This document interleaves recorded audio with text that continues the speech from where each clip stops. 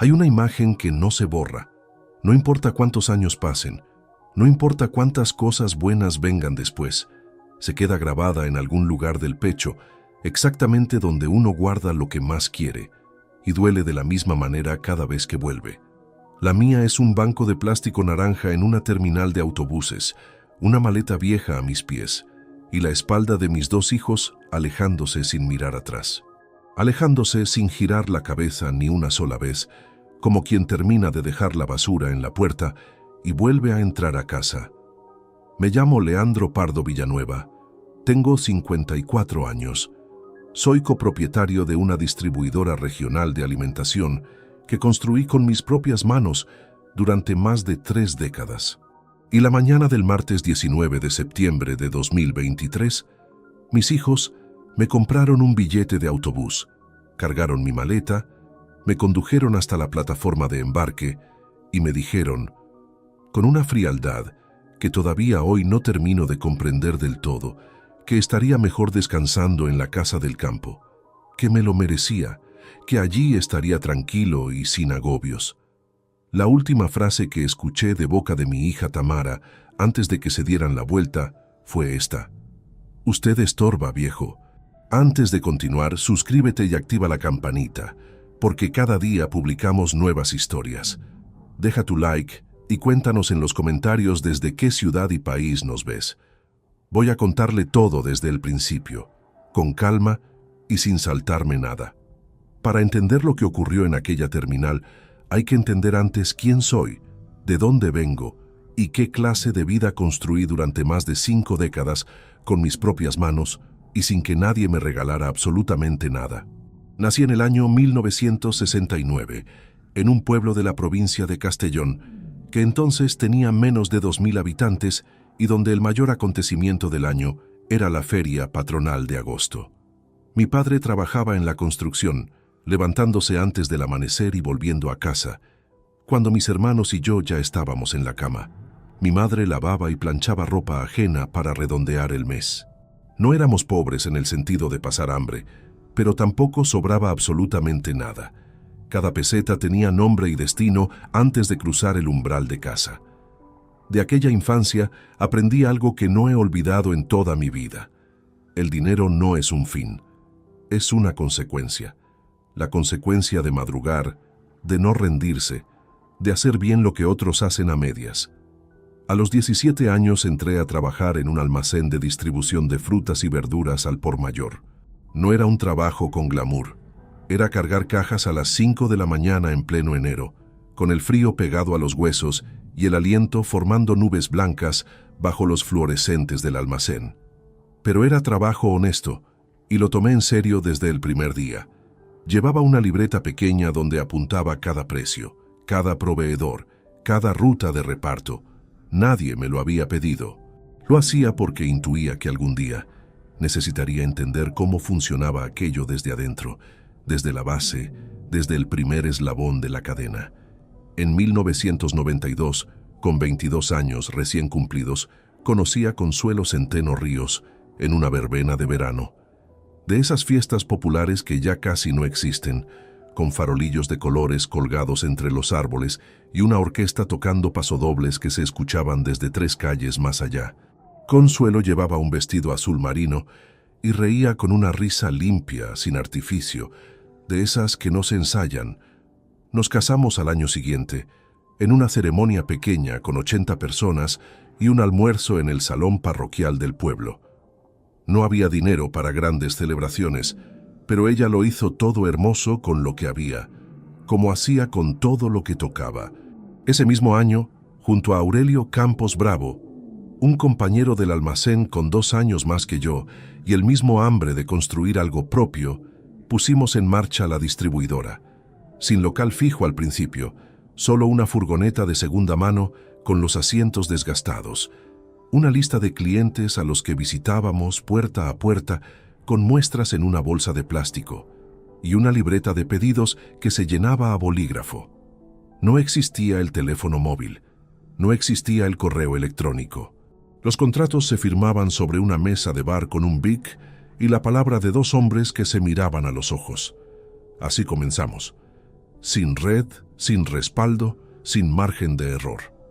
Mientras España atravesaba la turbulencia de la crisis del 94 y luego el optimismo desbordado de finales de los 90, nosotros fuimos creciendo despacio, con una prudencia que nos ganamos a base de tropiezos. Aurelio gestionaba las relaciones con los proveedores y yo llevaba las finanzas. Cada factura revisada, cada partida cuadrada, cada número explicado antes de firmar. Nunca cerramos un acuerdo importante sin que los dos lo hubieran leído 3 veces. Cada primera semana del mes nos reuníamos en el Café Monforte, cerca de la terminal de autobuses, para revisar los números y hablar de lo que venía. Era un ritual que duró más de 20 años y que, sin saberlo entonces, tendría un papel decisivo en lo que estaba por ocurrir. Tamara nació en 1993. Rubén, en 1997. Fui un padre presente en la medida en que el trabajo me lo permitía, que no siempre fue suficiente, y lo reconozco sin buscar excusas ni compasión. Hubo cumpleaños a los que llegué tarde, fines de semana que desaparecí sin dar demasiadas explicaciones, conversaciones que pospuse porque había un albarán urgente o una reunión que no podía esperar. Consuelo cargó con eso durante años con más paciencia de la que yo merecía. Alguna vez me lo dijo en voz baja, sin drama: «Leandro, los niños preguntan por ti».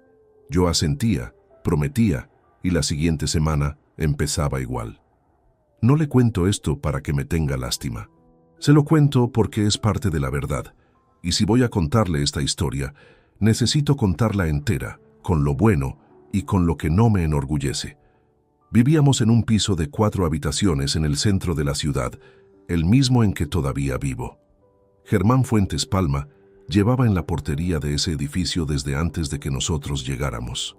63 años, discreto, con una puntualidad casi militar y una memoria extraordinaria para los nombres, los rostros y los hábitos de cada vecino. Germán sabía que los martes salía temprano hacia la distribuidora, que los jueves paraba en el bar de abajo a tomar un café con leche antes de subir, y que cada primera semana del mes me reunía con Aurelio en el Café Monforte, a escasos 200 metros de la terminal. Era un hombre en quien confiaba sin haberlo decidido conscientemente. Con los años, simplemente, se había convertido en parte del paisaje cotidiano de mi vida, en uno de esos pilares silenciosos que uno da por descontados hasta que los necesita de verdad. Lo que no podía imaginar entonces era que esa rutina tan conocida, tan previsible, sería precisamente lo que me salvaría en el peor momento de mi vida. Porque hay algo que quienes planean hacerte daño siempre olvidan calcular: que las personas que realmente te conocen no siempre son las que duermen bajo tu mismo techo. Durante los años que siguieron a la fundación de la distribuidora, Aurelio Campos y yo construimos algo que iba más allá de un simple negocio. Construimos una manera de trabajar que dependía por completo de la confianza mutua, y esa confianza se asentaba sobre cosas muy concretas. Él tenía un talento natural para las personas que yo nunca tuve. Recordaba los nombres de los hijos de cada proveedor, sabía cuando un cliente atravesaba un mes difícil y prefería aplazar un cobro antes de dañar una relación que había costado años consolidar. Yo era distinto en ese terreno. Mi zona era la de los números, los márgenes, las fechas de vencimiento, los porcentajes de beneficio por línea de producto, las inconsistencias que a veces aparecen en mitad de un balance cuando uno sabe exactamente dónde mirar. Cada factura revisada 2 veces, cada partida justificada antes de cerrarse, cada cifra importante explicada en voz alta antes de firmar. Juntos, formábamos un equilibrio que ninguno de los dos habría sostenido por separado durante tanto tiempo. Para el año 2000, la distribuidora contaba ya con 8 empleados fijos, 2 almacenes arrendados en el polígono industrial y contratos activos con más de 120 clientes repartidos entre supermercados de barrio, hostelería y comercio minorista de la provincia. No éramos un negocio de gran volumen ni teníamos intención de serlo.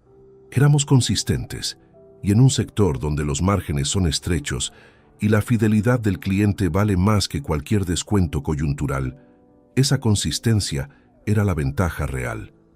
Aurelio y yo nunca quisimos crecer más deprisa de lo que podíamos controlar. Era una postura deliberada y a veces incómoda, porque hubo oportunidades que dejamos pasar por no querer endeudarnos por encima de lo que la empresa podía absorber en un ejercicio adverso. Esa prudencia, que más de un conocido del sector llamaba timidez en voz suficientemente alta para que nos llegara, fue exactamente lo que nos permitió mantenernos en pie cuando llegaron las turbulencias del 2008 y los años que los siguieron. Otros que habían crecido más rápido y con más deuda no corrieron la misma suerte. Consuelo fue durante todo aquel tiempo el centro de gravedad de nuestra casa. No de un modo que reclamara reconocimiento ni que llamara la atención sobre sí misma. Lo era de la forma silenciosa en que lo son las personas que organizan el mundo antes de que alguien advierta que estaba desorganizado, resolviendo lo que había que resolver sin anunciarlo, poniendo las cosas en su sitio antes de que nadie reparara en que habían salido de él. Se encargó de que Tamara y Rubén crecieran con una estructura clara, con el modelo cotidiano de dos padres que no abandonaban lo que empezaban. Yo llegaba a casa con la cabeza llena de albaranes y llamadas pendientes, y ella había gestionado ya los deberes de los niños, preparado la cena, concertado la visita médica que yo había olvidado y realizado la llamada semanal a mi madre, que desde que la empresa creció quedaba postergada con demasiada frecuencia. Nunca lo convirtió en argumento ni en reproche, sencillamente lo hacía. Y esa generosidad cotidiana fue la argamasa que mantuvo la casa unida durante los años en que yo fallé en presencia. Fallé más veces de las que me gusta reconocer. Tamara creció siendo una joven de carácter firme y capacidad analítica por encima de la media. Estudió administración de empresas en la universidad, terminó el grado con buenas calificaciones y durante una temporada trabajó en el departamento de gestión de la distribuidora, aprendiendo el negocio desde la base. Tenía un criterio claro y una velocidad de lectura de situaciones que entonces me producía una satisfacción genuina de padre. Si lo pienso con la distancia que da el tiempo, esa misma cualidad era la que debería haberme mantenido más atento cuando empezó a orientarse en la dirección que no correspondía. Rubén era distinto en la forma pero afín en el fondo, más reservado, menos frontal, con esa costumbre de observar antes de actuar que confundí durante años con indecisión y que en realidad era otra cosa.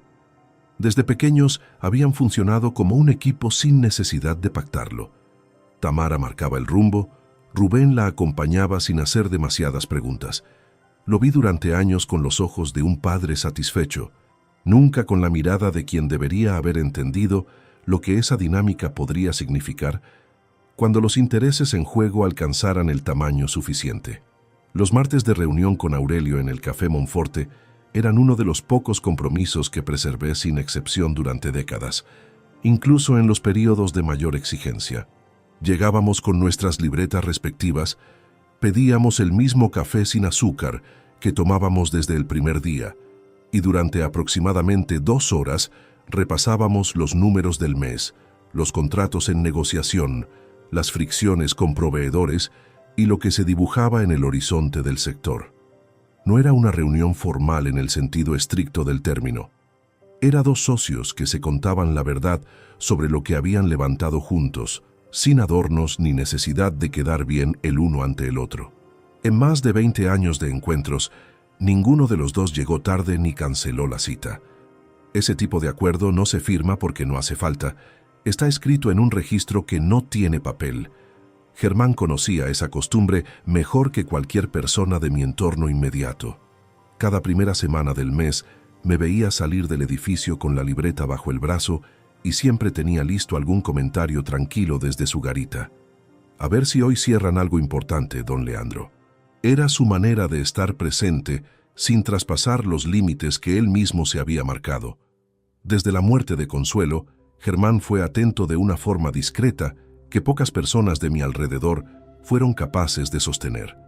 Alguna tarde en que subí con demasiado peso encima y tardé más de lo habitual en encender la luz del pasillo, llamó al interfono con alguna excusa de gestión del edificio. Nunca habló directamente de lo que hacía. Yo nunca lo nombré, pero lo guardé en algún lugar preciso de la memoria, de esos donde uno no decide guardar las cosas, pero las encuentra exactamente cuando las necesita. Consuelo murió en febrero de 2020, tras 18 meses de enfermedad, que sobrellevó con una entereza que todavía hoy me resulta difícil de describir, sin que algo se apriete en el pecho. No quería que nadie la viera reducida a lo que la enfermedad iba haciendo sobre ella. Continuó levantándose cada mañana, vistiéndose, manteniendo sus rutinas con la obstinación de quien se niega a ceder más terreno del estrictamente necesario. Los últimos 3 meses los pasó en casa, con cuidados paliativos, y Tamara y Rubén se turnaron para acompañarla. En aquellos meses vi en mis hijos una dedicación que me produjo una gratitud profunda y real. Estuvieron, realmente estuvieron, y esa presencia hizo que bajara la guardia de una forma que tardé demasiado tiempo en comprender en toda su dimensión. Después del entierro, la casa adquirió un silencio diferente al silencio ordinario. No era ausencia de ruido, era ausencia de consuelo, y son cosas completamente distintas. Me refugié en el trabajo como había hecho siempre, ante lo que no sabía cómo atravesar de otra manera, porque el trabajo requiere atención, y la atención desplaza lo demás, al menos durante las horas en que dura. Tamara comenzó a visitarme con más frecuencia, a veces sin avisar con antelación, revisando la nevera, preguntando por los recibos del piso, sugiriendo que quizás necesitaría apoyo con la administración doméstica ahora que estaba solo. Lo interpreté como preocupación de hija, como la reacción natural de alguien responsable ante un padre que acababa de quedarse sin su mujer.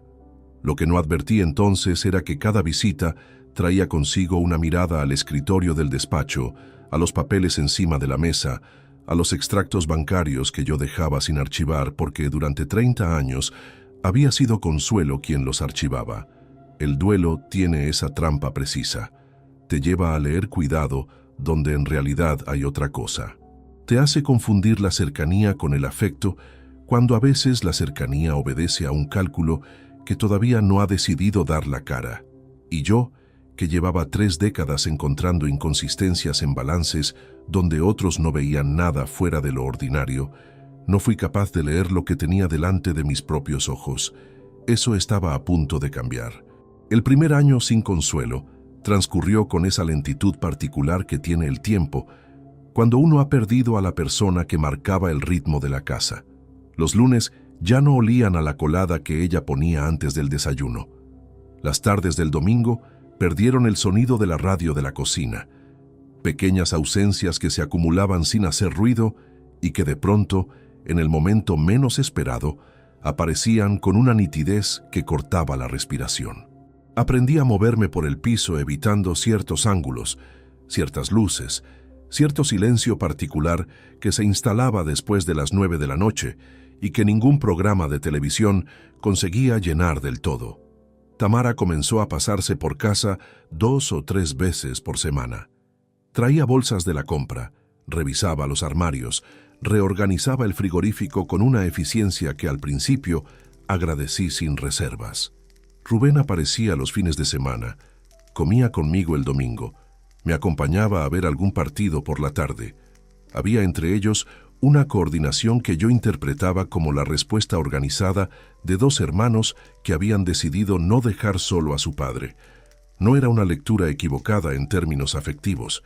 Lo que no calibré entonces era la precisión con que se distribuían los roles, la regularidad con que esa presencia se orientaba siempre hacia los mismos puntos de la casa: el despacho, los archivadores, el ordenador que había compartido con Consuelo y que seguía sobre la mesa sin contraseña, porque nunca habíamos tenido razón para ponerla. Fue Tamara quien sugirió a los 4 meses del fallecimiento que le diera acceso al correo corporativo de la distribuidora para ayudarme con la gestión administrativa. Son solo los correos de proveedores y clientes, papá, para que no se te acumule nada mientras te recuperas. Lo dijo con una naturalidad tan bien calibrada que cualquier persona en mi situación habría asentido sin pensarlo. Y eso hice. Le di el acceso con la convicción de que era una medida temporal, de apoyo, de las que se toman en los periodos difíciles y luego se revierten solas cuando la vida recupera su cauce ordinario. Ese acceso nunca se revirtió, y durante los meses siguientes, sin que yo lo advirtiera, empezó a ejercerse de maneras que iban bastante más allá de lo que la palabra ayuda puede honestamente abarcar. El tono de las conversaciones con mis hijos fue cambiando de forma gradual, casi imperceptible. No hubo un punto de inflexión claro, ninguna frase que en el momento sonara fuera de lugar. Fue una acumulación de matices, una sugerencia aquí, una observación allá, una pregunta formulada con la misma entonación afectuosa, pero orientada a un territorio diferente. ¿No crees que deberías delegar más? Con todo lo que has trabajado durante años, ya puedes permitirte reducir la carga. O bien, Aurelio tiene sus propias ideas sobre la empresa, papá, y no siempre coinciden con lo que es mejor para ti. Escuchadas por separado y en el contexto adecuado, esas frases tenían el aspecto inofensivo de la preocupación filial. Escuchadas en retrospectiva, con todo lo que vino después, tenían la arquitectura precisa de una narrativa que se construía con paciencia. La del padre que envejece, que necesita apoyo, que quizás ya no estaba en la mejor condición para tomar decisiones de la magnitud que su empresa requería. No me reconocí en esa narrativa en ningún momento. Seguía levantándome a las 6:15 de la mañana. Seguía revisando cada balance con el mismo rigor de siempre. Seguía reuniéndome con Aurelio los primeros martes del mes en el Café Monforte. Mi capacidad no había menguado. Lo que sí había cambiado era el umbral de atención hacia lo que ocurría fuera de la empresa, porque el duelo consume una parte del espacio interior que uno normalmente dedica a leer el entorno, y sin ese espacio disponible, ciertas señales pasan sin encontrar resistencia. Fue hacia el otoño de 2021, cuando Tamara me propuso formalizarle una representación administrativa. Argumentó que había situaciones puntuales en que era necesario firmar documentos de gestión ordinaria, y que dependía de mi disponibilidad inmediata para hacerlo, lo cual a veces generaba retrasos. La propuesta sonaba razonable en su formulación. Le dije que lo pensaría, que consultaría con el gestor de la empresa antes de formalizar nada. Tamara asintió. No insistió. Guardó una pausa tranquila, de las que no presionan y por eso no levantan alarma. Días después, sin que yo hubiera dado ninguna respuesta formal, comenzaron a circular en la empresa algunos documentos de carácter interno con su firma al pie, bajo una línea que decía representación administrativa. No había título adjunto, no había cargo definido. Solo esa expresión que lo justificaba todo sin comprometerse con nada preciso. Cuando señalé el asunto, la respuesta llegó fluida y sin fisuras. Es para los trámites menores, papá, las cosas que no requieren tu atención directa.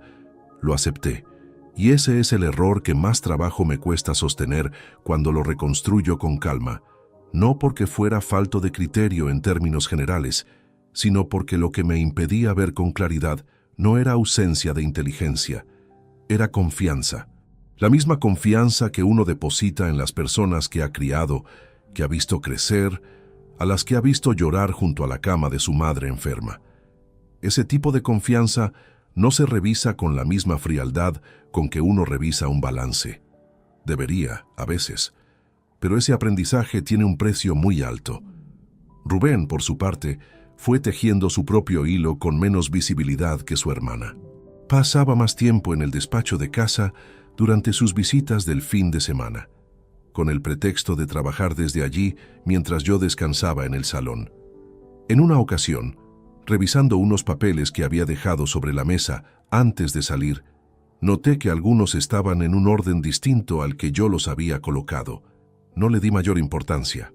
Meses después encontraría, entre los documentos del cajón inferior de ese mismo escritorio, un sobre sin remite que contenía una solicitud de información dirigida a una notaría de la ciudad.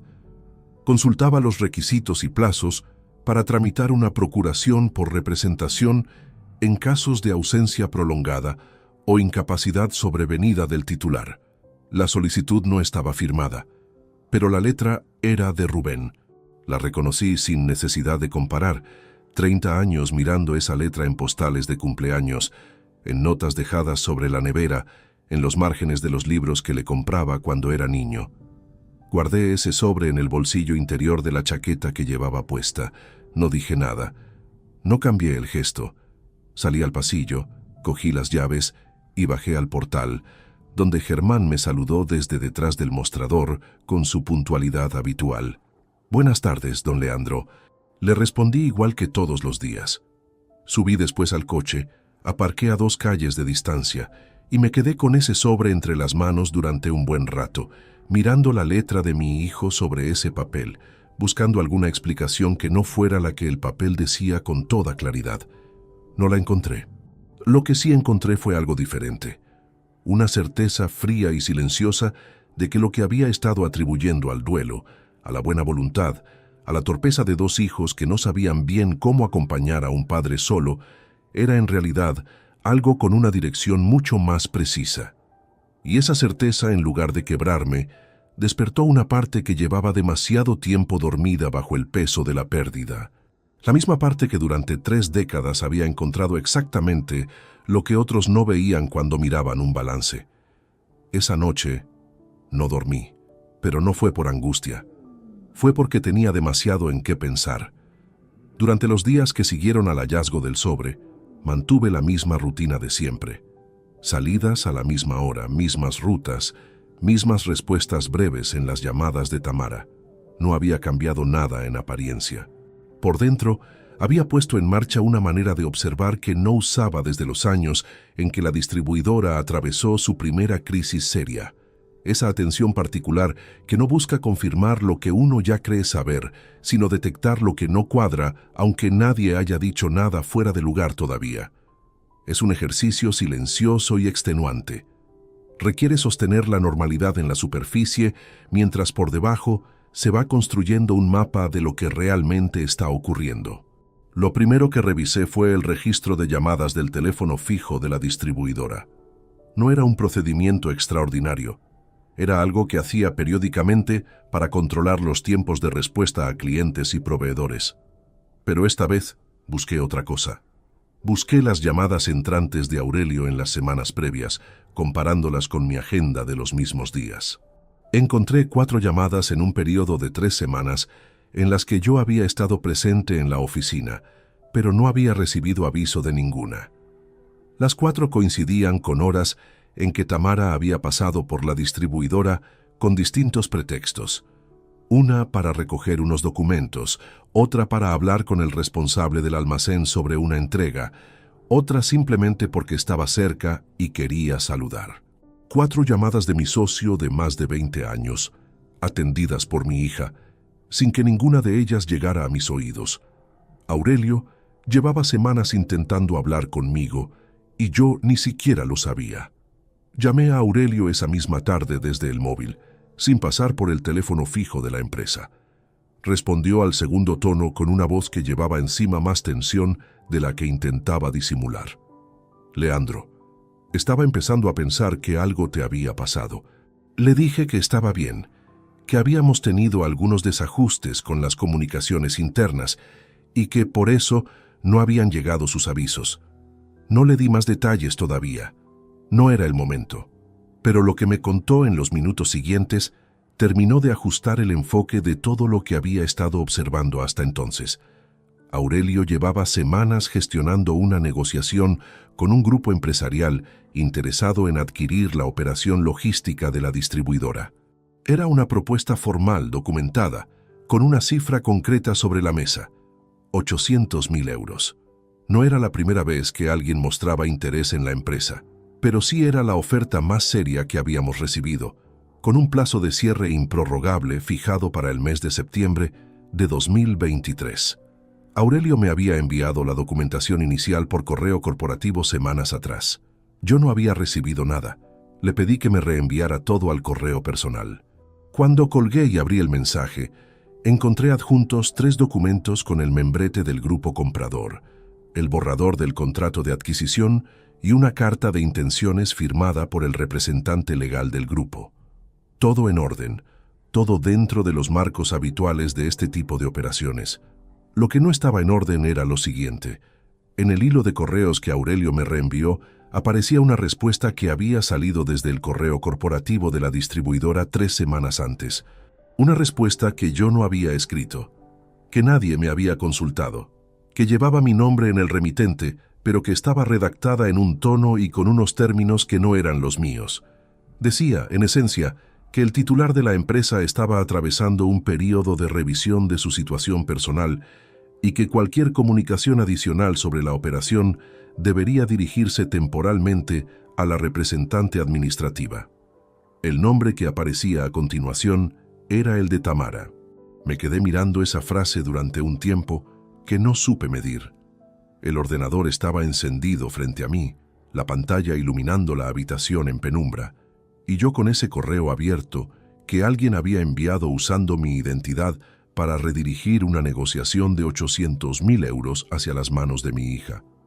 No hubo un momento de duda sobre lo que significaba. No hubo margen para otra interpretación.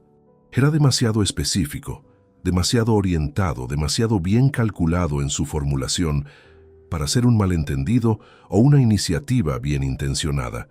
Lo que sí hubo fue un instante muy breve, de esos que no duran más de 10 o 15 segundos, pero que pesan como si el tiempo se hubiera espesado, en que algo se comprimió en el pecho con una presión que no era rabia todavía. Era algo anterior a la rabia. El reconocimiento puro de una traición, antes de que el cerebro haya terminado de procesarla y le haya puesto nombre. El sonido del tráfico llegaba desde la calle en oleadas regulares. Afuera el mundo seguía a su ritmo. En la pantalla, ese correo. Y en algún rincón de la habitación, el leve zumbido del frigorífico que Consuelo había elegido en una tienda de electrodomésticos un sábado de noviembre de 2011 porque tenía más capacidad que el anterior y en casa siempre había mucho que guardar. Ese detalle absurdo fue lo que mis ojos encontraron cuando el cerebro necesitó un segundo para respirar. El frigorífico de Consuelo, funcionando en silencio, indiferente a todo. Apagué el ordenador. No porque hubiera terminado, sino porque necesitaba hacer lo siguiente con la cabeza completamente fría. Al día siguiente, solicité al gestor de la empresa los extractos de los movimientos de la cuenta corporativa de los últimos 45 días. No como una revisión rutinaria, con un criterio de búsqueda específico, partidas fraccionadas de importe inferior a 3.000 euros registradas sin vinculación directa a ningún proveedor ni línea de gasto habitual. En 30 años de llevar las finanzas de la distribuidora, con el rigor que le dediqué, sé exactamente cómo se disimula una extracción de fondos cuando quien la realiza tiene acceso administrativo pero no quiere que resulte evidente en una primera revisión. Se fracciona, se distribuye en fechas separadas, se vincula a categorías de gasto genéricas. Quien lo hace confía en que el volumen total de movimientos de una empresa activa diluya lo suficiente esas partidas para que pasen sin ser examinadas una por una. Encontré 9 cargos en 42 días, importes variables entre 800 y 3.200 euros, todos registrados bajo la misma categoría genérica, gastos de gestión administrativa, sin factura adjunta en ninguno de los casos. Ninguno correspondía a ningún proveedor registrado en el sistema. Sumados, alcanzaban los 23.400 euros. Copié cada línea en una hoja aparte, anoté las fechas, los importes exactos y la ausencia de justificante en cada caso. Guardé esa hoja doblada en el mismo bolsillo interior de la chaqueta donde llevaba el sobre con la letra de Rubén. 2 papeles. 2 capas de un mismo plan que todavía no había terminado de mostrarme todo su fondo. Esa tarde, al volver al edificio, Germán me saludó desde la portería con su expresión habitual. «Buenas tardes, don Leandro. ¿Fresco está haciendo ya?» Le respondí que sí, que ya se notaba el cambio de estación. Subí al piso, dejé las llaves en el gancho junto a la puerta y me senté en el sillón del salón sin encender ninguna luz. Estuve así un rato largo en silencio, con la oscuridad creciendo despacio a mi alrededor mientras el último tramo de luz se retiraba por la ventana. No llamé a Tamara, no llamé a Rubén, No llamé a nadie, porque en ese punto ya sabía suficiente para entender que lo que tenía delante no era el final de la historia, era la segunda capa, y debajo de ella tenía la certeza de que había más. Hay una diferencia entre sospechar que algo está mal y poder trazar con precisión el mapa completo de lo que alguien ha construido contra uno. La primera es una sensación, la segunda es un trabajo. Y ese trabajo que emprendí en los días que siguieron al hallazgo de los extractos requería una frialdad que no siempre logré sostener de manera uniforme, aunque hacia afuera no se me notara. Acordé una reunión con Aurelio fuera del café habitual, en un bar del extrarradio donde ninguno de los dos teníamos conocidos. Le pedí que trajera todo lo que tuviera sobre la negociación con el grupo comprador: correos, borradores, registros de llamadas, cualquier comunicación que hubiera cursado con alguien que no fuera yo directamente en los últimos 6 meses. Aurelio llegó con una carpeta gruesa y una expresión que mezclaba el alivio de tener por fin frente a él al socio con quien había intentado hablar durante semanas, y algo más difícil de nombrar, algo parecido a la incomodidad de quien está a punto de confirmar algo que preferiría que no fuera cierto. Lo que encontré en esa carpeta añadió una tercera capa a lo que ya conocía. Rubén había contactado directamente con el representante legal del grupo comprador en 2 ocasiones.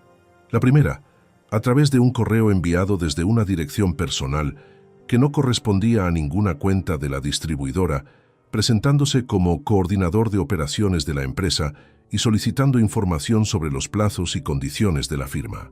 La segunda, mediante una llamada telefónica al despacho del representante, en la que, según el propio comprador que había transmitido el hecho a Aurelio con visible perplejidad, el interlocutor había mencionado que el titular principal de la empresa estaba gestionando un proceso de transición interna y que próximamente habría novedades sobre la representación legal para el cierre. El representante del grupo había preguntado a Aurelio si todo estaba en orden del lado del vendedor. Aurelio le había dicho que sí, que había sido un malentendido de comunicación interna, y había colgado con la certeza de que algo no encajaba, pero sin tener todavía el cuadro completo. Ahora los dos lo teníamos. El plan era más nítido de lo que habría querido. Rubén había encontrado la comunicación inicial del grupo comprador en el ordenador de la distribuidora durante una de sus visitas del fin de semana, cuando yo estaba en el salón y él en el despacho con el pretexto de trabajar desde allí. A partir de ese momento, Tamara y él habían construido una estrategia en 2 tiempos. El primero consistía en aislarme de la información relevante, interceptar las llamadas de Aurelio, controlar el correo corporativo mediante el acceso que yo mismo le había cedido a Tamara y redirigir cualquier comunicación sobre la operación hacia ella como supuesta representante administrativa. El segundo tiempo era el decisivo: obtener una procuración notarial que les otorgara poderes de representación plena, alegando una situación de incapacidad o ausencia prolongada de mi parte, firmar el contrato de venta antes del plazo improrrogable de septiembre y controlar la transferencia de los 800.000 euros antes de que yo regresara de la casa del campo donde habrían logrado dejarme mientras todo ocurría. El mecanismo era simple en su arquitectura. Lo que le daba solidez no era la sofisticación, sino la acumulación. Cada pieza por separado podía tener alguna explicación alternativa. Juntas formaban una dirección que no admitía otra lectura. Me permití esa noche, cuando volví al piso y cerré la puerta, un momento que no le he contado a nadie hasta ahora. Fui al dormitorio, me senté en el borde de la cama, en el lado en que yo siempre he dormido, y me quedé mirando el lado de Consuelo durante un tiempo que no controlé. No lloré. Fui incapaz incluso de eso, que a veces es un alivio. Solo estuve allí sentado con ese peso particular que tiene la traición cuando viene de dentro de la propia casa, que no se parece al peso de ninguna otra cosa.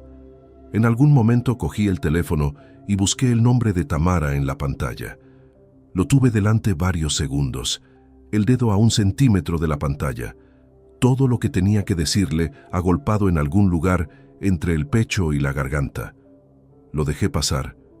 Guardé el teléfono, porque sabía que si llamaba en ese estado, Con todo lo que sabía y sin tener todavía la documentación en orden, lo único que conseguiría sería avisarles de que el terreno que creían tener bajo los pies ya no era firme. Y eso era lo último que necesitaba que supieran. Al día siguiente contacté con un abogado, no el que había gestionado los asuntos ordinarios de la empresa durante años, porque ese despacho tenía relación con documentos que Tamara podría haber revisado. Llamé a un profesional al que había conocido a través de un cliente de la distribuidora años atrás y con quien había mantenido un contacto esporádico, pero de confianza. Se llamaba Rodrigo Salvá Montiel, tenía 51 años, llevaba su propio despacho en el centro desde hacía casi 2 décadas y tenía la reputación de ser metódico hasta la minuciosidad. Le expliqué la situación en una reunión de 2 horas en su despacho, con todos los documentos que había reunido sobre la mesa. Escuchó sin interrumpirme, tomando notas en un cuaderno con una letra pequeña y uniforme que avanzaba a una velocidad que me resultó reconocible. La letra de alguien que está ordenando en tiempo real lo que recibe, no simplemente registrándolo. Cuando terminé, cerró el cuaderno y me dijo con una calma que agradecí: «Tiene usted más de lo que cree, pero hay que hacerlo bien». Rodrigo identificó de inmediato los puntos de mayor fragilidad legal del plan de mis hijos. La procuración emergencial que Tamara había intentado solicitar al notario, alegando incapacidad sobrevenida, no había prosperado porque el notario había requerido documentación médica que ella no había podido aportar. Ese era un cabo suelto que habían dejado sin resolver, posiblemente confiando en que el tiempo y la situación de la rodoviaria que ya estaban planificando crearían las condiciones para intentarlo de nuevo con otro argumento. Los 23.400 euros extraídos de la cuenta corporativa constituían apropiación indebida documentable, con los extractos que ya tenía en mi poder. Los correos enviados desde mi cuenta corporativa, sin mi autorización, eran suplantación de identidad en el marco de una negociación mercantil. Y los contactos de Rubén con el grupo comprador, haciéndose pasar por representante legal, podían calificarse de otra manera aún más grave si el juez decidía considerar la intención de cierre de la operación. Rodrigo me dijo que necesitaba tiempo para preparar la documentación correctamente. Le pregunté cuánto. Me respondió que entre 5 y 8 días si trabajaba sin interrupciones. Le indiqué que el contrato con el grupo comprador vencía el 19 de septiembre de 2023 y que esa fecha no se podía mover. Calculamos juntos. Quedaban exactamente 16 días. Suficiente. Justo. Salí del despacho de Rodrigo con una sensación que no esperaba encontrar en ese momento. Algo parecido a la claridad. No al alivio, que requiere que el peso ya haya desaparecido, sino a la claridad específica de saber qué hay que hacer y en qué orden. La misma que sentía cuando en los años difíciles de la empresa encontraba la causa de un desajuste en el balance y podía trazar el camino para corregirlo. Era un terreno conocido, distinto en lo emocional, radicalmente distinto, pero conocido en su lógica. Lo que todavía no sabía era de qué manera mis hijos pensaban ejecutar el paso final de su plan. Tenía el mapa de lo que habían preparado, pero no la fecha exacta ni la forma concreta. Eso llegaría 11 días después, un martes por la mañana, cuando Tamara entró al piso con una bolsa de la compra y una sonrisa tranquila y me dijo que habían estado pensando, ella y Rubén, que quizás me vendría bien pasar una temporada en la casa del campo antes de que llegara el frío, que el aire de allí me sentaría bien, que ellos se encargarían de todo mientras yo descansaba. Asentí. Le dije que lo pensaría. Y mientras ella colocaba las cosas en el frigorífico, con esa eficiencia que ya no me resultaba tranquilizadora, tomé una decisión que no cambiaría. Dejaría que llegaran hasta el final de su plan. Porque la única manera de que aquello quedara completamente documentado era dejar que pusieran en marcha cada paso que habían preparado, aunque eso significara sentarme en un banco de rodoviaria con una maleta a los pies. Los 5 días que separaron la conversación en la cocina del martes, en que Tamara y Rubén aparecieron con la maleta ya preparada, fueron los más extraños que he vivido. más extraños incluso que los primeros días tras el fallecimiento de Consuelo, que al menos tenían la coherencia brutal de lo irreversible. Estos eran distintos. Había que mantener una apariencia de normalidad absoluta, mientras por debajo corría una corriente de tensión constante que no podía aflorar en ningún gesto, en ninguna expresión, en ninguna pausa demasiado larga antes de responder. Rodrigo Salvat trabajó aquellos días sin interrupciones, tal como había prometido. Me enviaba avances al correo personal cada tarde, documentos numerados y fechados con esa pulcritud metódica que me había hecho confiar en él desde el primer momento. El registro de los extractos ya estaba formalizado. Los correos enviados desde mi cuenta sin mi autorización habían sido capturados y certificados por un perito informático que Rodrigo había contactado el mismo día de nuestra reunión. Los intentos de contacto de Rubén con el grupo comprador estaban documentados con las comunicaciones que Aurelio había conservado. Lo que faltaba era precisamente lo que mis hijos iban a completar ellos mismos sin saberlo: el traslado forzado a la casa del campo como paso previo al intento de obtener la procuración bajo argumento de ausencia prolongada. Aurelio también estaba informado. Le había explicado lo suficiente para que supiera que la firma del contrato se produciría antes del plazo, que yo estaría disponible cuando hiciera falta y que bajo ninguna circunstancia debía responder comunicaciones de Tamara, ni de Rubén, ni de nadie que no fuera yo directamente. Lo recibió con la misma gravedad contenida con que recibía las malas noticias del negocio cuando llegaban, sin dramatismo, con la atención entera puesta en lo que había que hacer a continuación. 30 años de sociedad dejan en las personas una manera de estar presentes en los momentos difíciles que no se parece a nada que pueda conseguirse en menos tiempo.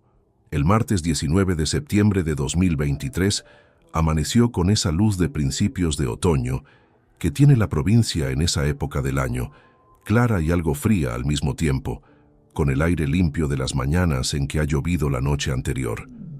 Me desperté a las 6:15 como siempre. Me afeité, me vestí con ropa cómoda de viaje. Tomé el café de pie junto a la ventana mirando la calle todavía poco transitada. No había nada fuera de lo ordinario en ese momento. Era un martes cualquiera visto desde afuera. Desde adentro era algo completamente diferente. Tamara llegó a las 9 menos cuarto con Rubén. Traían ya la maleta que habían preparado en algún momento anterior, en algún momento en que habían entrado al piso con llave mientras yo no estaba, porque la maleta no era la que yo tenía en el armario. Era la grande, la de los viajes largos, la que no sacaba desde hacía más de 2 años. La habían llenado ellos, la habían cerrado ellos, y la trajeron como quien entrega un encargo resuelto, con esa eficiencia de quien ha pensado en todo lo necesario para que el otro no tenga que preocuparse por nada. Esa eficiencia que en apariencia es cuidado y en realidad es control. Tamara habló primero. «Ya está todo listo, papá. Hemos metido ropa para varias semanas por si el tiempo acompaña y decides quedarte más. La casa está abierta, el vecino de la finca sabe que vas a llegar». Le pregunté si me habían comprado el billete ya. Dijo que sí, que el autobús salía a las 11:10, que tenían tiempo suficiente para llegar tranquilos. Rubén estaba de pie junto a la puerta, con las manos en los bolsillos, mirando hacia algún punto indefinido entre la ventana y el suelo, con esa expresión suya de quien prefiere no estar del todo presente en lo que está ocurriendo. Bajamos los 3 en el ascensor con la maleta. Germán estaba en la portería. Nos vio salir. Nuestros ojos se cruzaron un instante, el tiempo justo. No hubo ningún gesto especial, ninguna señal acordada, solo ese cruce de mirada entre 2 personas que se conocen bien y que no necesitan más. El trayecto en el coche de Rubén hasta la terminal duró poco más de 8 minutos. Nadie habló durante el camino. Tamara miraba el teléfono, Rubén conducía. Yo miraba la ciudad pasar por la ventanilla con esa atención particular que pone uno en las cosas ordinarias cuando sabe que está viviendo un momento que no va a olvidar. La panadería de la esquina de la avenida principal, el semáforo en rojo frente al mercado municipal, el bar donde los jubilados del barrio Tomaban el café de media mañana con los periódicos doblados sobre la barra. En la terminal, Rubén bajó la maleta del maletero y la dejó en el suelo junto a mí sin decir nada. Tamara me dio el billete impreso. Me explicó que el autobús salía del andén 3 y que el viaje duraba aproximadamente 2 horas y cuarto. Luego hubo una pausa breve, de las que preceden a las despedidas cuando nadie sabe exactamente cómo cerrarlas. Y fue entonces cuando lo dijo, con una voz plana, sin agresividad particular, casi como quien constata un hecho que considera evidente. Usted estorba, viejo. Allí estará mejor. No recuerdo haber sentido rabia en ese momento. Lo que recuerdo es una especie de quietud repentina, como cuando el viento para de golpe y el silencio que queda tiene un peso distinto al del silencio ordinario. La frase se quedó suspendida en el aire entre los dos un instante. Luego Tamara se giró y empezó a caminar hacia la salida. Rubén la siguió sin mirar atrás. Los dos desaparecieron por las puertas automáticas de la terminal sin volver la cabeza ni una vez. Me quedé de pie junto a la maleta durante unos segundos. A mi alrededor la terminal seguía con su movimiento habitual. Pasajeros con equipaje, familias despidiéndose, el sonido metálico de los anuncios por megafonía, el olor a café de la cafetería del fondo, mezclado con el de los gases del aparcamiento exterior. Todo completamente normal. Un hombre de 54 años, con una maleta en una terminal de autobuses. Nada que llamara la atención de nadie. Fui hasta el banco de plástico naranja que había frente al panel de salidas y me senté. Coloqué la maleta a mi derecha, crucé las manos sobre las rodillas y me quedé quieto. No llamé a Rodrigo, no llamé a Aurelio, no saqué el teléfono en ningún momento. No era necesario. Todo estaba ya en marcha desde días antes. Lo único que tenía que hacer en ese momento era exactamente lo que estaba haciendo. Esperar. Lo que sí hice, en algún momento durante esa espera que duró algo menos de 2 horas, fue pensar en Consuelo. No con tristeza, sino con una claridad particular. Pensé que ella habría sabido leer todo esto mucho antes que yo, que su manera de conocer a las personas por debajo de lo que decían y por encima de lo que hacían habría detectado el cambio de orientación en nuestros hijos antes de que dejara rastro en ningún papel. Y pensé también, con una honestidad que no siempre resulta cómoda, que quizás si yo hubiera estado más presente durante los años en que ellos crecían, si hubiera dedicado a construir la familia la misma atención que dediqué a construir la empresa, las cosas habrían tomado una forma diferente.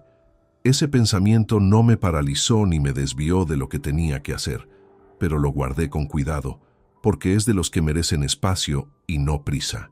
El reloj de la terminal marcaba las 11:43 cuando una camioneta oscura entró despacio al área de parada frente a la entrada principal y se detuvo exactamente delante del banco donde yo estaba sentado. La puerta del conductor se abrió antes de que el motor terminara de apagarse. Bajó un hombre de unos 40 y tantos años, complexión media, traje oscuro sin corbata, con una carpeta bajo el brazo izquierdo y el teléfono en la mano derecha. Miró hacia el banco con la expresión concentrada de quien ha estado buscando algo durante un rato y acaba de encontrarlo. Caminó directo hacia mí sin dudar, sin detenerse a verificar nada, como quien llega a un destino que ya conocía de antemano. ¿Don Leandro Pardo Villanueva? Le dije que sí. Soy Esteban Vargas Olmedo. Llevo representando a don Aurelio Campos desde hace 11 años. Se sentó en el extremo del banco sin pedirme permiso, con la naturalidad de alguien que no tiene tiempo que perder en formalidades secundarias. Abrió la carpeta sobre las rodillas y continuó sin pausa. El contrato con el grupo comprador vence hoy a las 5 de la tarde. Son 800.000 euros. Si usted no firma antes de esa hora, la operación se cancela y la oferta no se renueva. Don Aurelio me mandó a encontrarle. Hubo un silencio breve. El tipo de silencio que no es ausencia de palabras, sino presencia de algo que se está calibrando. Le pregunté cómo sabía que estaba en la terminal. Esteban cerró la carpeta un momento y me miró con una expresión directa. Esta mañana, cuando don Aurelio no consiguió localizarle por teléfono, fui al edificio. El portero, don Germán, me reconoció de visitas anteriores. Me dijo que le había visto salir hace menos de 2 horas con una maleta grande y que había tomado dirección a la terminal. Hizo una pausa de medio segundo. Llevo trabajando con don Aurelio desde que usted y él eran clientes del mismo gestor fiscal. Don Germán sabe quién soy. Así era. Germán había visto a Esteban entrar al edificio en varias ocasiones a lo largo de los años, siempre por asuntos relacionados con la empresa, siempre anunciado. Era exactamente la clase de detalle que un portero de su precisión guardaba sin esfuerzo y entregaba sin confusión cuando la situación lo requería. No habíamos hablado de eso, Germán y yo. No había hecho falta. Era el resultado natural de años de presencia cotidiana y de una memoria que no filtraba lo que parecía insignificante. Tomé la carpeta que Esteban me extendía y la abrí sobre mis propias rodillas. Eran 3 documentos. El contrato de adquisición con las condiciones que Aurelio me había enviado semanas atrás por correo personal, una carta de ratificación de identidad del vendedor y un anexo con las condiciones de transferencia. Los leí con calma, página a página, sin saltarme nada. Esteban esperó sin moverse, con esa quietud de los profesionales acostumbrados a que sus clientes lean lo que firman y que no sienten ningún apuro en ese proceso. A mi lado, la maleta seguía en el suelo. El panel de salidas anunció por megafonía la salida del autobús de las 11:10 con destino al interior con 40 minutos de retraso. El autobús que mis hijos habían creído que yo estaría tomando en ese momento. El contrato estaba en orden. Los términos eran los acordados. La cifra era la que Aurelio me había comunicado, 800.000 euros, transferencia bancaria en 2 tramos, el primero a los 15 días de la firma y el segundo al cierre del proceso de traspaso de la operación logística en un plazo máximo de 90 días. Pedí a Esteban un bolígrafo, lo sacó del bolsillo interior de la chaqueta y me lo entregó sin comentario alguno. Firmé los 3 documentos. Esteban los recogió, los revisó brevemente para comprobar que todo estaba en su lugar y los volvió a guardar en la carpeta. Luego sacó el teléfono, escribió un mensaje corto y lo envió. Imagino que era para Aurelio.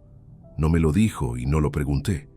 Fue entonces cuando le dije que necesitaba contarle algo más y que iba a necesitar su criterio profesional, además del de Rodrigo Salvá, con quien ya estaba trabajando. Esteban me miró con una atención diferente a la de los minutos anteriores, más concentrada de la que se activa cuando un abogado percibe que la situación tiene más capas de las que le han presentado hasta ese momento. Le resumí en 10 minutos, con la misma precisión con que había hablado con Rodrigo días antes, lo que Tamara y Rubén habían preparado. Los extractos, los correos suplantados, los contactos de Rubén con el grupo comprador, la procuración fallida en la notaría y el traslado de esa mañana como último paso de un plan que habría dejado a Leandro Pardo Villanueva fuera del alcance de su propia empresa el día exacto en que vencía el contrato más importante de su historia. Esteban escuchó con el mismo silencio profesional con que había esperado mientras yo leía los documentos. Cuando terminé, fue directo. ¿Tiene usted copia de todo lo que me acaba de describir? Le dije que sí, que estaba en poder de Rodrigo Salvá. Entonces hay que coordinar con él esta tarde. Lo que usted tiene documentado no es solo una cuestión civil. Hay elementos que pueden tener alcance penal. Lo dijo sin énfasis particular, como quien señala un dato técnico, pero el peso de esas palabras aterrizó con una precisión que ningún énfasis habría mejorado. Le pregunté si podía llevarme de vuelta al centro. Dijo que era para eso, para lo que había venido. Cargamos la maleta en el maletero de la camioneta. Subí al asiento del copiloto. Esteban arrancó y salió de la terminal tomando la avenida principal hacia el centro de la ciudad. Las calles tenían esa actividad tranquila de las mañanas de entresemana avanzadas, con los comercios abiertos y el tráfico fluyendo sin urgencia. Yo miraba por la ventanilla con una sensación que llevaba días sin experimentar con esa nitidez. La de tener el terreno firme bajo los pies otra vez, después de semanas moviéndome sobre algo que amenazaba constantemente con ceder. No era alivio todavía, era algo más austero. La confirmación de que lo que había decidido sostener, Con todo el coste que había tenido sostenerlo, había resultado ser la elección correcta. Hay pocas cosas tan silenciosas y tan sólidas al mismo tiempo como esa confirmación cuando llega. Esteban llamó a Aurelio mientras conducía, con el manos libres. La voz de mi socio llenó el interior del coche con una calidez que tardé un instante en identificar como alivio genuino. Leandro, gracias a Dios. Le dije que estaba bien, que hablaríamos esa tarde con calma, que había muchas cosas que contarle y que era mejor hacerlo en persona. Aurelio dijo que sí, que donde yo dijera y a la hora que hiciera falta. Esa disposición inmediata, sin preguntas, sin condiciones, tenía la textura precisa de 30 años de sociedad real, no de un contrato, de algo construido mucho más despacio y con materiales mucho más difíciles de conseguir. Cuando llegamos al edificio, Germán estaba en la portería, como siempre. Me vio entrar con la maleta que había salido esa mañana y no dijo nada. Solo asintió levemente, con esa discreción suya que nunca cruzaba la línea de lo que no le correspondía. Era su manera de decir que se alegraba sin convertirlo en un asunto que no era suyo. Subí al piso. Dejé la maleta en el recibidor sin deshacer. Me senté en la silla del despacho, delante del escritorio que Rubén había revisado los fines de semana, creyendo que hacía falta más tiempo para encontrar lo que buscaba. Encendí el ordenador. Abrí el correo de Rodrigo con los últimos documentos que había enviado esa mañana temprano. Todo en orden, todo fechado, todo listo para el paso que vendría a continuación. Tamara y Rubén creían en ese momento que su padre estaba en un autobús con destino a la casa del campo, con 2 horas y cuarto de viaje por delante y sin señal suficiente para complicarles los planes. Lo que no sabían era que su padre estaba sentado en el despacho de casa, con el contrato firmado, los documentos en orden y la certeza absoluta de que el margen que habían calculado para ejecutar su plan ya no existía. Esa tarde me reuní con Rodrigo Salvá en su despacho a las 4:30. Esteban Vargas llegó 20 minutos después con la carpeta del contrato ya firmado y sellado. Los tres nos sentamos alrededor de la mesa de trabajo, con los documentos extendidos en un orden que Rodrigo había preparado antes de que llegáramos, organizados por fecha y por categoría, con esa meticulosidad suya que no dejaba nada al azar. Afuera, el sol de septiembre caía sobre la calle con esa luz dorada y oblicua de las tardes de principios de otoño. Adentro, lo que fue tomando forma en las 2 horas siguientes tenía una densidad que ninguna luz habría podido aligerar. Rodrigo había pasado los días previos haciendo algo que yo no había podido hacer solo: rastrear el rastro administrativo completo de cada movimiento que Tamara y Rubén habían ejecutado.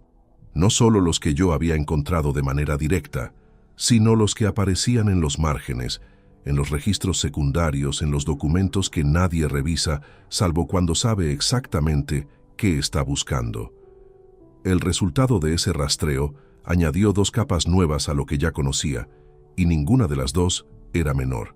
La primera: Tamara había contactado con una gestoría externa a la distribuidora, distinta a la que llevaba los asuntos de la empresa desde hacía años, aproximadamente 4 meses antes del martes en que me dejaron en la terminal. Le había encargado una valoración confidencial de la empresa con todos los activos incluidos: los almacenes arrendados, la flota de vehículos, los contratos activos con clientes, el fondo de comercio acumulado en 3 décadas. La gestoría había emitido ese informe de valoración y se lo había entregado a Tamara en formato digital. Ni Aurelio ni yo habíamos sido informados, ni consultados, ni mencionados. Tamara había obtenido una fotografía financiera completa de lo que la empresa valía antes de que el grupo comprador pusiera su oferta sobre la mesa, con el detalle suficiente para saber que 800.000 euros era una cifra justa, pero no la única posible si la negociación se conducía con otra estrategia. Había hecho los deberes, con recursos que no eran suyos ni le habían sido cedidos. La segunda capa era la que más tardé en procesar. Rodrigo la presentó sin preámbulo, con esa costumbre suya de decir las cosas con la misma entonación independientemente de su peso. Había localizado a través del registro de operaciones notariales de la provincia una consulta formal realizada por Tamara 9 meses atrás ante un notario diferente al que había intentado tramitar la procuración.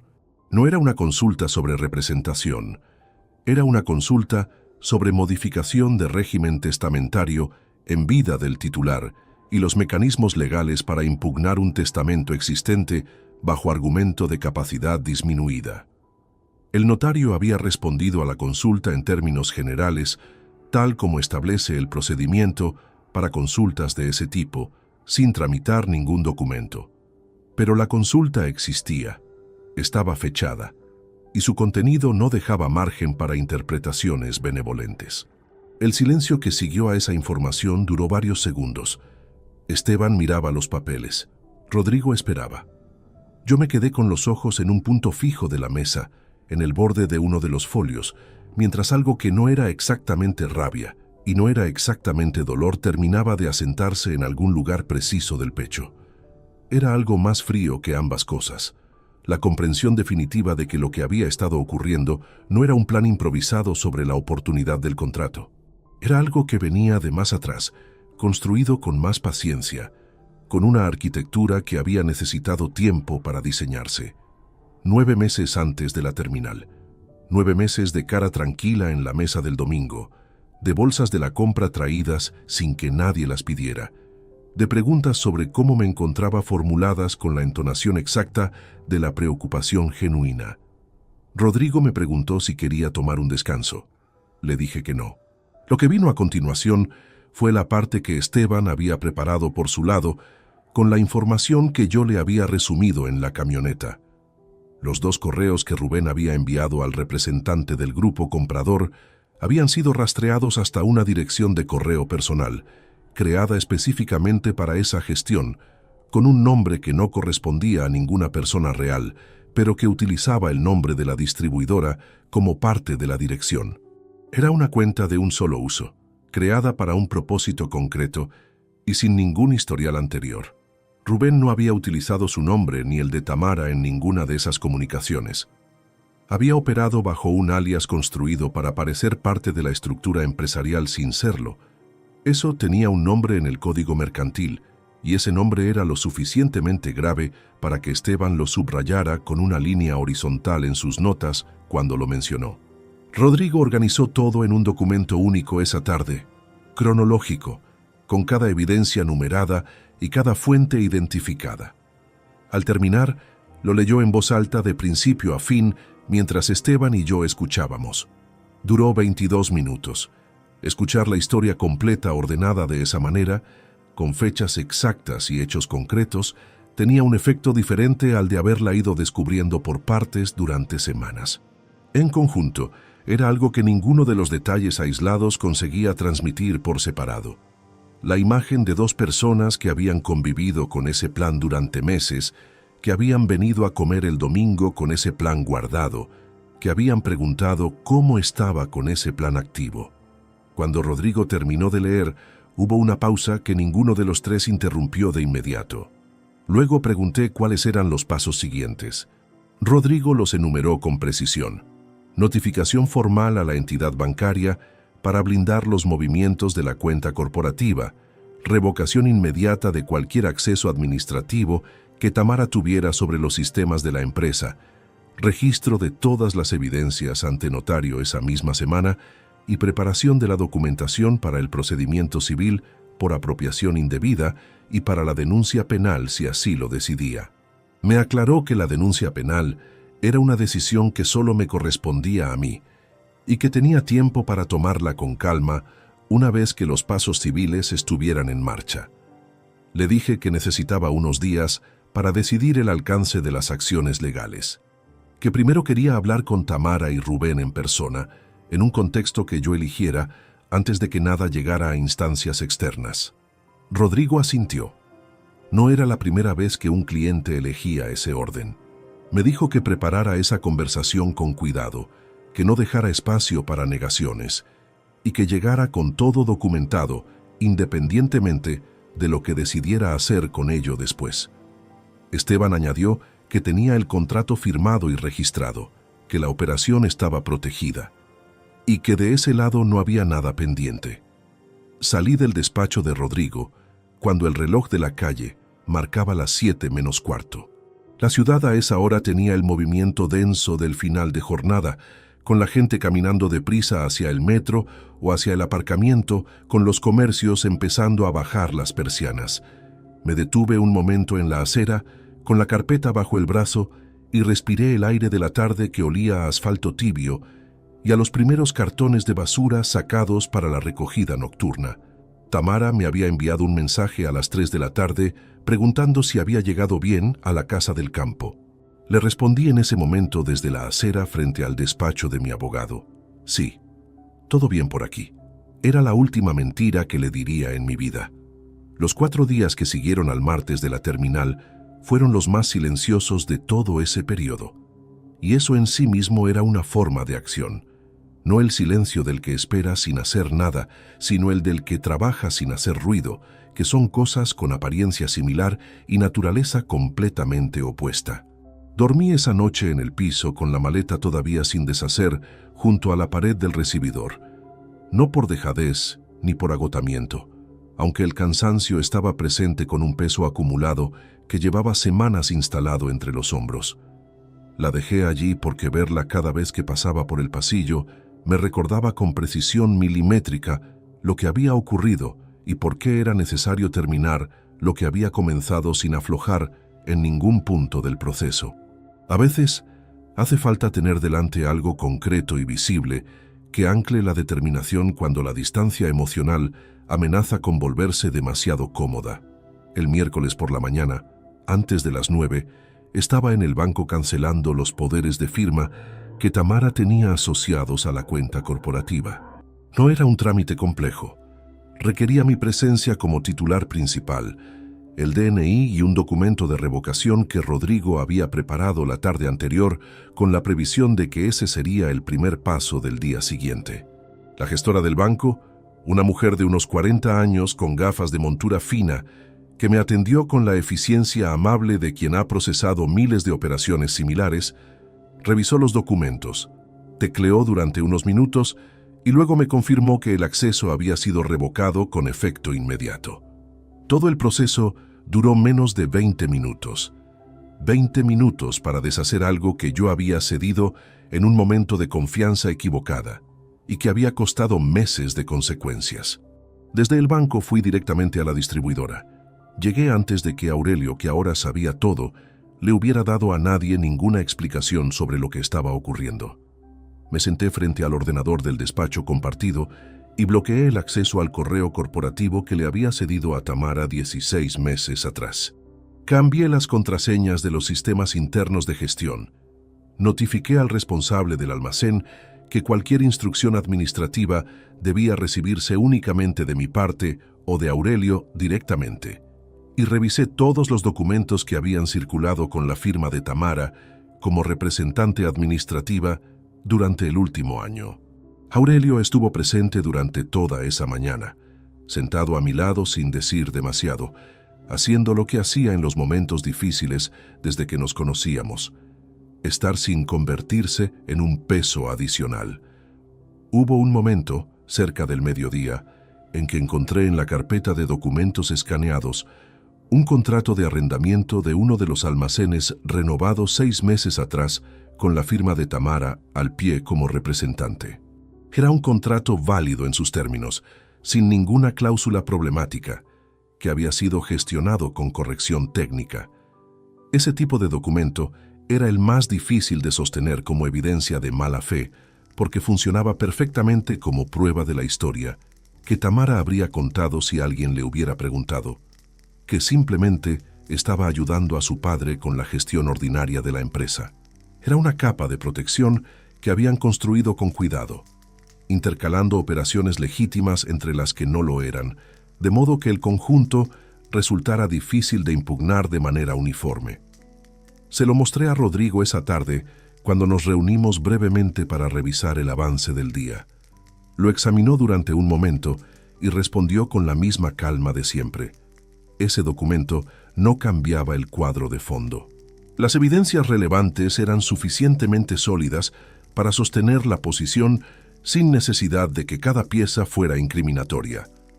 Lo que ese contrato demostraba, en realidad, era que Tamara conocía la diferencia entre lo que podía justificarse y lo que no, y había construido la fachada con ese criterio, lo cual no la favorecía en el análisis global. El jueves lo dediqué a lo que Rodrigo había llamado el blindaje patrimonial, una revisión completa de la estructura de participaciones en la empresa, la actualización del testamento con la incorporación de cláusulas específicas sobre la participación societaria y una consulta con Rodrigo sobre los mecanismos disponibles para proteger los activos personales vinculados a la empresa de cualquier impugnación futura. No era una operación de urgencia, era una medida que debería haber tomado años atrás y que la comodidad de la confianza había postergado sin ninguna justificación real. El testamento anterior había sido redactado cuando Consuelo todavía vivía, en un contexto completamente diferente al actual. Actualizar ese documento no era un gesto de represalia, era un acto de responsabilidad hacia el patrimonio que había construido durante décadas y hacia lo que quería que ocurriera con él cuando yo ya no estuviera. Tamara escribió el miércoles por la tarde preguntando cómo estaba el tiempo en la zona del campo. Le respondí que fresco. El jueves por la noche envió un mensaje diciendo que Rubén preguntaba si necesitaba que le llevaran algo. Respondí que no, que estaba bien abastecido. Los dos mensajes, cortos, sin nada que los diferenciara de cualquier intercambio ordinario entre un padre que descansa fuera de la ciudad y unos hijos que comprueban que está bien. Esa cordialidad forzada que sostenía desde el lado de ellos tenía un significado preciso. Mientras creyeran que yo estaba donde habían planeado que estuviera, no modificarían nada, no acelerarían, no se pondrían en guardia. El plan que habían trazado dependía de un calendario que ellos controlaban, y ese calendario seguía activo en su cabeza. Lo que no podían saber era que ese calendario había dejado de existir el martes a las 11:43 de la mañana frente a una terminal de autobuses. El viernes, 4 días después del martes en la terminal, Rodrigo me llamó para confirmar que toda la documentación estaba registrada ante notario, fechada y en custodia.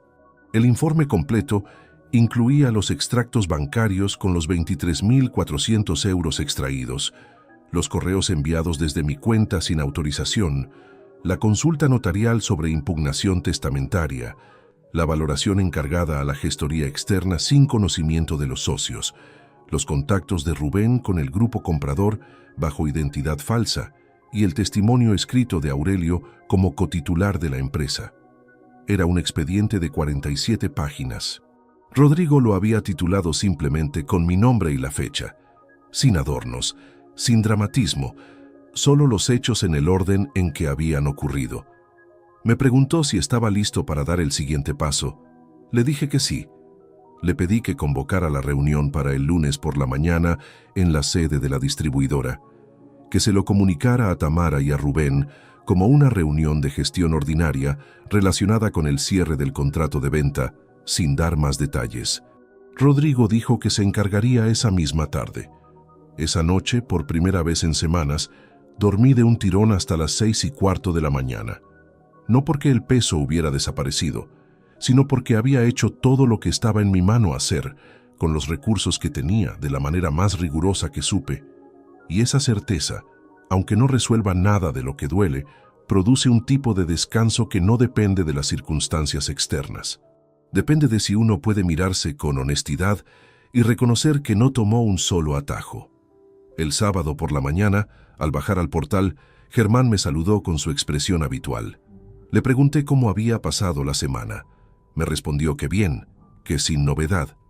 Antes de que yo llegara al buzón, añadió sin levantar demasiado la voz: «Me alegra verle por aquí, don Leandro». No dijo nada más. No hacía falta. El lunes llegaba en 2 días. ¿Y con él? El momento en que Tamara y Rubén entrarían a la sala de reuniones de la distribuidora, creyendo que iban a hablar del contrato, sin saber que lo que los esperaba dentro de esa sala era el resultado completo de todo lo que habían construido durante meses, ordenado con fecha y firma ante notario, esperando sobre la mesa. El lunes 25 de septiembre de 2023 amaneció con cielos cubiertos y una temperatura que había bajado varios grados respecto a la semana anterior. Llegué a la distribuidora a las 8 menos cuarto, una hora antes de lo que Rodrigo había indicado a mis hijos como horario de la reunión. Quería estar allí primero, no por protocolo ni por ventaja táctica, sino porque ese edificio era mío, construido con años de decisiones y trabajo acumulado, y quería entrar en él con la calma de quien llega a su propio terreno, no con la prisa de quien corre a ocupar un lugar antes de que otro lo tome. Aurelio ya estaba dentro cuando llegué. Había preparado café y había dispuesto sobre la mesa de la sala de reuniones los documentos que Rodrigo había enviado el viernes en 2 juegos de copias ordenadas. Los originales estaban en custodia notarial. Lo que había sobre esa mesa era suficiente para que la conversación no dependiera de ninguna interpretación subjetiva. Los hechos tenían fecha, firma y registro. Eso era todo lo que hacía falta. Rodrigo Salvá llegó a las 8:30 con una puntualidad que no me sorprendió. Saludó a Aurelio, revisó brevemente que los documentos estuvieran en el orden correcto y se sentó a mi izquierda. No había traído maletín ni carpeta adicional. Todo lo que necesitaba estaba ya sobre la mesa o en su cabeza. Tamara y Rubén llegaron juntos a las 9 en punto. Entraron con la misma coordinación de siempre, Tamara abriendo la marcha con paso seguro, Rubén ligeramente detrás. Tamara llevaba una chaqueta formal de color burdeos, como quien espera una reunión de cierta relevancia, y ha elegido la ropa con ese criterio. Rubén vestía más informal, con esa actitud suya de quien intenta transmitir que está presente, pero sin comprometerse del todo con lo que está ocurriendo. Cuando vieron a Rodrigo sentado a mi lado, los dos se detuvieron un instante, solo un instante. Luego Tamara compuso la expresión con una rapidez que fue en sí misma una confirmación de todo lo que necesitaba confirmar. La rapidez de alguien que ha entrenado para no dejar que lo inesperado le cambie el gesto. Se sentaron frente a nosotros. Rubén miró la mesa. Tamara me miró a mí. «Pensé que estabas en la casa del campo», dijo. «Eso pensabas», respondí. No hubo más preámbulo. No era el momento para rodeos ni para construcciones narrativas que suavizaran lo que venía. Cogí el primer bloque de documentos y lo deslicé por la mesa hacia el lado donde estaban sentados. Tamara lo recogió. Lo abrió. Sus ojos recorrieron la primera página con esa velocidad lectora que siempre había tenido, y en algún punto de esa primera página la expresión cambió de una manera que no pudo controlar del todo. No fue dramático. Fue algo mucho más pequeño y mucho más definitivo. Una ligera tensión en la mandíbula, un parpadeo que duró medio segundo más de lo habitual. Fui señalando cada sección con calma y en orden cronológico. Los accesos al correo corporativo y las comunicaciones interceptadas con Aurelio durante semanas. Los correos enviados desde mi cuenta sin autorización, redirigiendo la negociación hacia Tamara como supuesta representante. Los 23.400 euros extraídos de la cuenta corporativa en 9 cargos fraccionados sin factura justificante, adjunta, en ningún caso. La valoración confidencial de la empresa encargada a una gestoría externa sin conocimiento de los socios. Los 2 correos de Rubén al representante del grupo comprador enviados desde una dirección creada bajo identidad falsa utilizando el nombre de la distribuidora. La consulta notarial sobre mecanismos de impugnación testamentaria realizada 9 meses antes de ese día. Y por último, el sobre con la letra de Rubén. La solicitud de información sobre procuración por representación en casos de incapacidad sobrevenida, encontrada en el cajón del escritorio de casa. Lo puse sobre la mesa separado del resto, sin decir nada. Rubén lo reconoció antes de abrirlo. Lo supe por la manera en que bajó los ojos un momento y luego los volvió a subir con un esfuerzo visible. Tamara habló primero, con una voz que intentaba mantener la firmeza de quien no acepta que la situación se le ha ido de las manos. Esto se puede explicar. Estaba ayudándote con la gestión porque tú no estabas en condiciones después de lo de mamá. Cualquier juez va a entender que lo hice para proteger los intereses de la familia. Le respondí sin elevar la voz, Rodrigo. Rodrigo tomó la palabra con la misma entonación neutra con que había leído el expediente completo el jueves por la tarde. Explicó documento por documento por qué cada uno de los argumentos que Tamara acababa de esbozar tenía una respuesta técnica y legal concreta que lo desarmaba. La representación administrativa sin formalización notarial ni poder otorgado no tenía amparo jurídico para operaciones de la magnitud que ella había intentado gestionar. Los cargos bancarios sin justificante constituían apropiación indebida independientemente de la relación familiar entre las partes. Los correos enviados desde la cuenta del titular sin su autorización eran suplantación en el marco de una negociación mercantil. Y la consulta notarial sobre impugnación testamentaria, fechada 9 meses antes, era una evidencia de intención que ningún tribunal leería como protección familiar. Tamara escuchó a Rodrigo con los ojos fijos en él, sin interrumpir. Cuando Rodrigo terminó, hubo un silencio que duró varios segundos. Luego Tamara se giró hacia mí, y por primera vez en todo ese tiempo, la compostura se dio de una manera que no fue calculada. No fue un llanto contenido ni una explosión de rabia. Fue algo más parecido al agotamiento de quien ha sostenido durante mucho tiempo algo muy pesado y de pronto no tiene más fuerza para seguir sosteniéndolo. «Papá», dijo, solo eso, con una voz que tenía dentro algo que no supe nombrar con exactitud. Quizás era arrepentimiento. Quizás era simplemente el reconocimiento de que había terminado. Rubén no dijo nada en todo ese tiempo. Mantuvo los ojos en la mesa con esa quietud suya que yo había confundido durante años con indecisión y que en ese momento era otra cosa, la quietud de quien sabe que no tiene ningún argumento disponible y ha decidido que el silencio es lo único que le queda. Hubo un momento, mientras Tamara miraba esos papeles con los ojos húmedos, en que recordé sin buscarlo una tarde de hace muchos años, cuando ella tendría unos 12 o 13, en que volvió de la escuela con un problema de matemáticas que no conseguía resolver y me estuvo esperando hasta que llegué de la distribuidora, pasadas las 9 de la noche, para que se lo explicara. Me senté con ella en la mesa de la cocina y estuvimos casi una hora trabajando en ese problema hasta que lo entendió. Cuando por fin encontró la solución sola, se levantó de la silla y me dio un abrazo rápido antes de irse a la cama, con esa espontaneidad de los niños que todavía no calculan sus gestos. Ese recuerdo me llegó con una claridad que no pedí y que no resultó fácil de sostener en ese momento. Pero era solo un recuerdo, y lo que había sobre la mesa era la realidad de lo que había ocurrido después. Me dirigí a los dos antes de cerrar la reunión, sin dramatismo, sin el tono de quien cobra una deuda emocional frente a un público. He tardado 30 años en construir lo que hay en estos documentos. Ustedes tardaron 40 días en intentar quitármelo. No voy a hablar de lo que eso significa entre nosotros, porque ya no hay entre nosotros donde ponerlo. Lo que voy a hacer ahora está en los documentos que Rodrigo les dejará en copia. Lean con atención. Aurelio, que no había dicho una sola palabra en toda la reunión, recogió su café frío de la mesa y se levantó. Eso fue todo. Rodrigo explicó los pasos formales que seguirían a partir de ese día. Tamara escuchó con los ojos secos ya, con esa expresión de quien ha pasado al otro lado de algo y está procesando el terreno nuevo. Rubén siguió en silencio. Cuando Rodrigo terminó, los dos se levantaron.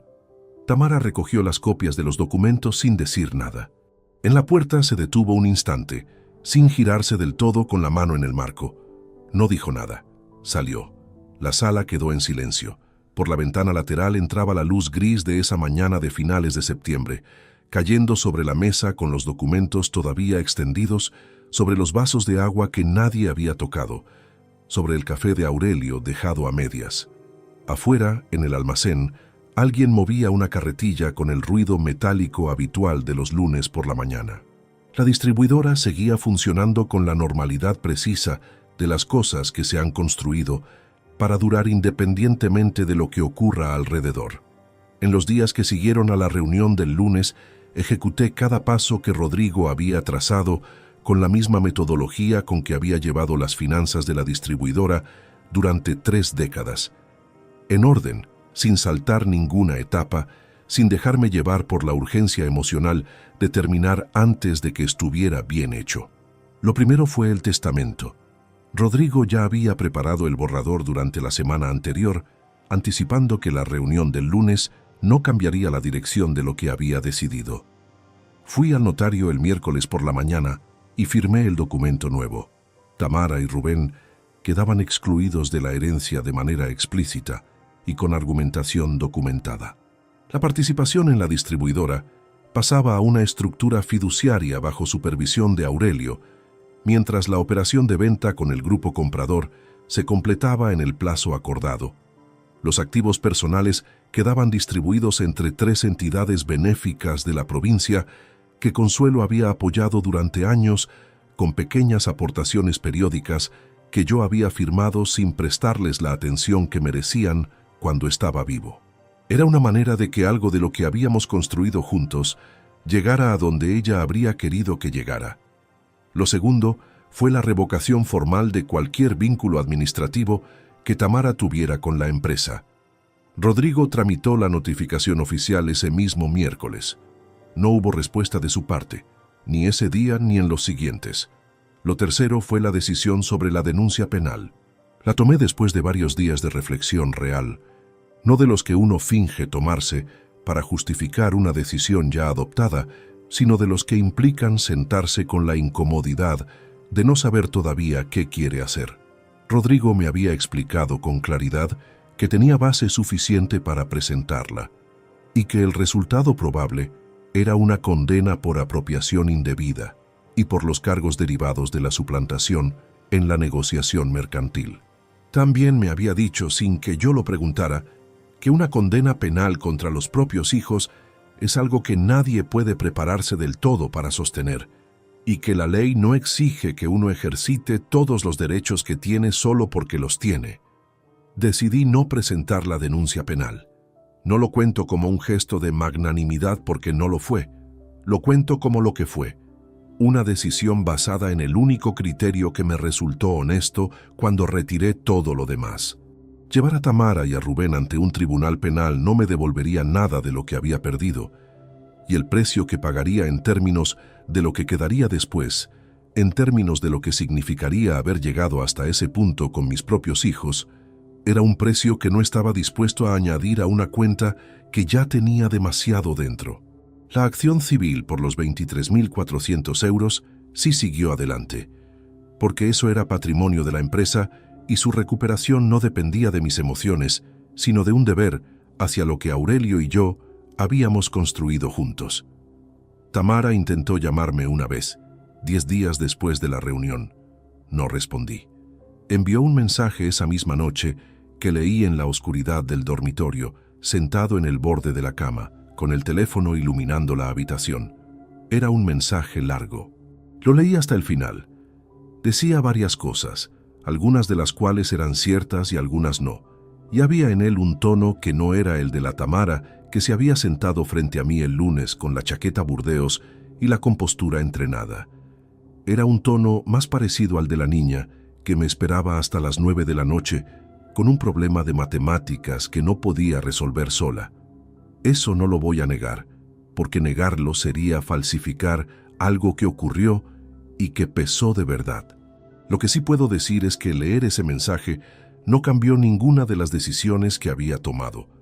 Las decisiones no dependían ya de lo que Tamara dijera o dejara de decir. Dependían de lo que había ocurrido y de lo que yo había entendido que era necesario hacer con ello. No respondí el mensaje. Rubén no llamó ni escribió. Eso también fue una forma de decir algo, aunque fuera por ausencia. La transferencia del primer tramo del contrato, 400.000 euros, llegó a la cuenta de la distribuidora el segundo jueves de octubre, dentro del plazo establecido. Aurelio me lo comunicó con una llamada breve, sin celebración particular, con la sobriedad de quien recibe la confirmación de que algo importante ha funcionado como debía. Quedamos esa tarde en el Café Monforte, el mismo de siempre, la primera semana del mes como llevábamos haciendo desde hacía más de 20 años. Pedimos el café sin azúcar de siempre. Revisamos los números, hablamos de lo que venía. Hay una continuidad en esos rituales que ningún acontecimiento, por grande que sea, consigue interrumpir del todo. Y esa continuidad es en sí misma una forma de victoria que no aparece en ningún documento notarial, pero que tiene un peso real. Lo que sí había cambiado y que no iba a volver a ser como antes era la manera en que yo me movía por el piso.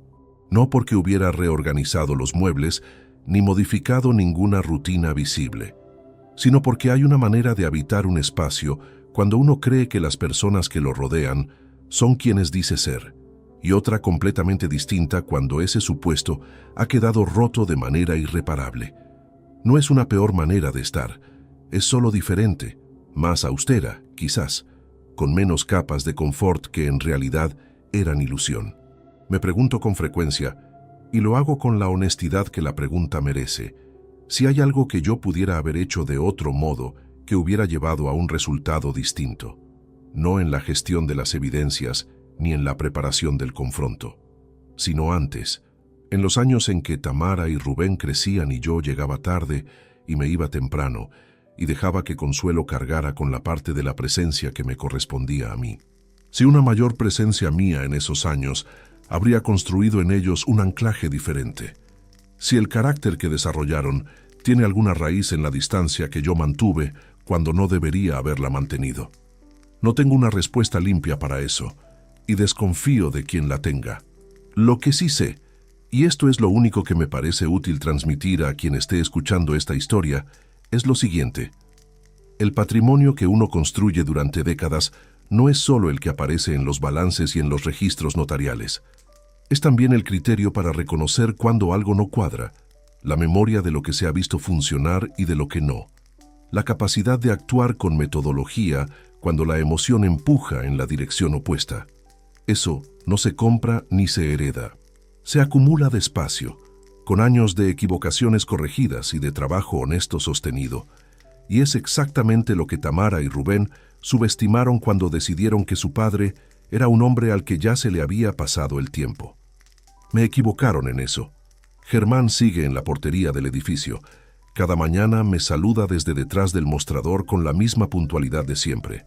Hace unos días, al pasar, me dijo sin venir especialmente a cuento: las personas que construyen bien tardan mucho en construir, don Leandro, pero lo que construyen bien tarda mucho también en caer. No sé si lo dijo pensando en algo concreto o si fue una de esas observaciones que la gente mayor suelta sin calcularlas demasiado. De cualquier manera, lo guardé, porque hay cosas que uno necesita escuchar precisamente cuando ya no las necesita, para tomar ninguna decisión, sino solo para saber que el camino que tomó tenía el suelo que creía que tenía. El banco de plástico naranja sigue en la terminal de autobuses. Pasé frente a ella hace 2 semanas en coche, por casualidad, tomando una ruta diferente a la habitual. Lo vi a través de la ventanilla un instante, el tiempo justo antes de que el semáforo cambiara y el tráfico volviera a moverse. Un banco cualquiera en una terminal cualquiera. El lugar donde 2 personas creyeron haber dejado aparcado a un hombre al que ya no le quedaba nada que hacer. El lugar donde, en realidad, todo comenzó. Si esta historia te ha gustado, apóyanos con un like, suscríbete al canal y déjanos tus opiniones en los comentarios. Para escuchar la siguiente historia, haz clic en la caja que aparece a la izquierda. Gracias por acompañarnos.